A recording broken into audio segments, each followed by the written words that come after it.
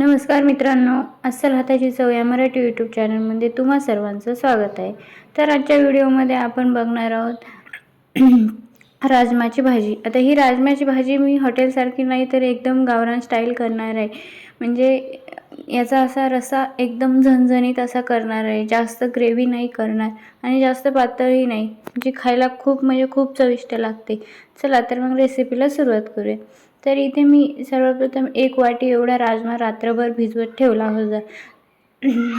किमान 7 तास तरी हा राजमा भिजवत ठेवायचा, म्हणजे लवकर उकळला जातो. आता एका गंजामध्ये किंवा कुकरची शिट्टी दिली तरी पाण्यात तुम्ही उकळून घ्या. 5-10 मिनिटात हा उकळतो.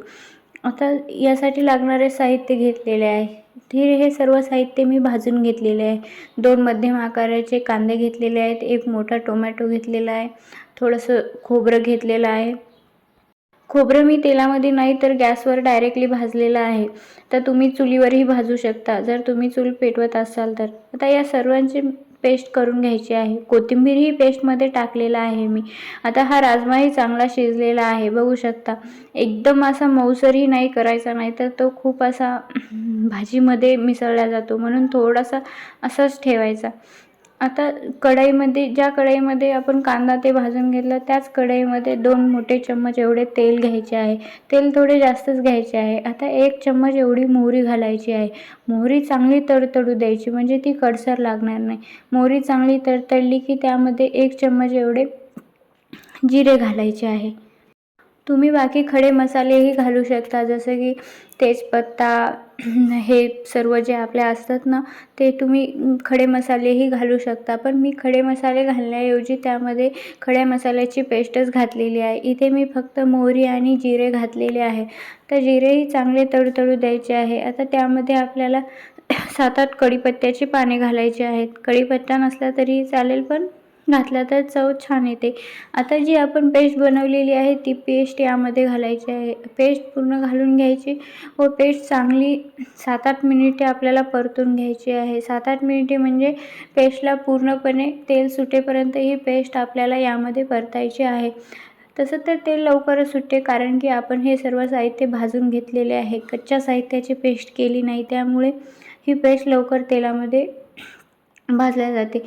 पण गॅसची फ्लेम एकदम मंद ठेवायची आहे. एकदम हाय फ्लेमवर ही पेस्ट आपल्याला तेलामध्ये परतायची नाही आहे, नाहीतर ती करपते, म्हणजे कडसर लागते. त्यामुळे ही मंद आचेवरच आपल्याला पेस्ट तेलामध्ये परतून घ्यायची आहे.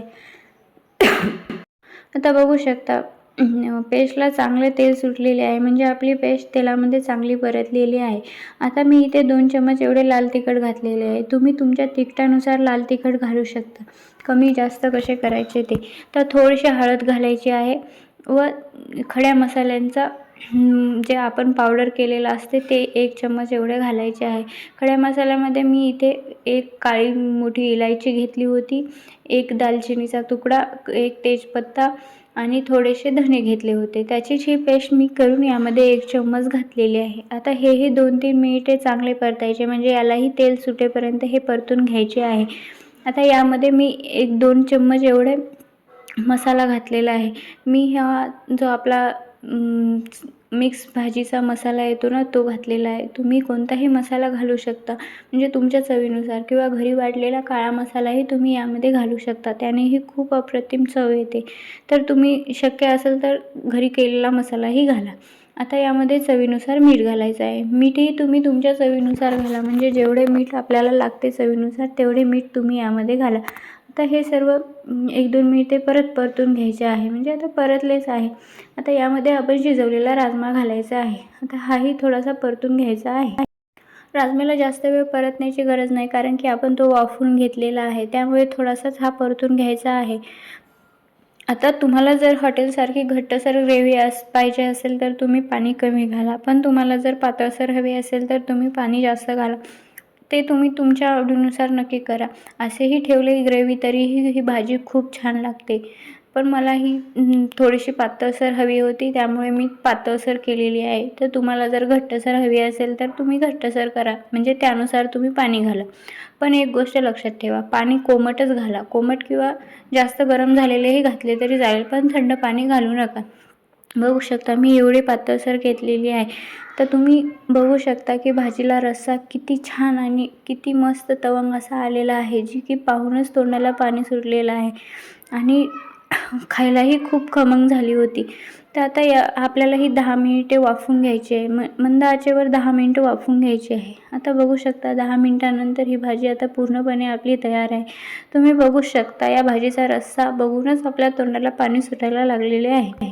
मित्रांनो, तुम्हाला जर गावरान पद्धतीचे रेसिपीज आवडत असतील तर चॅनलला नक्की सबस्क्राईब करा. इथे तुम्हाला नक्कीच गावरान पद्धतीच्या सर्व रेसिपी बघायला मिळतील आणि चविष्टही असतात आणि एकदम सोप्या आणि कमी साहित्यात होणाऱ्या असतात. तर तुम्ही चॅनलवर नवीन असाल तर चॅनलला नक्की सबस्क्राईब करा, म्हणजे तुम्हाला सर्व साध्या सोप्या रेसिपी बघायला मिळतील.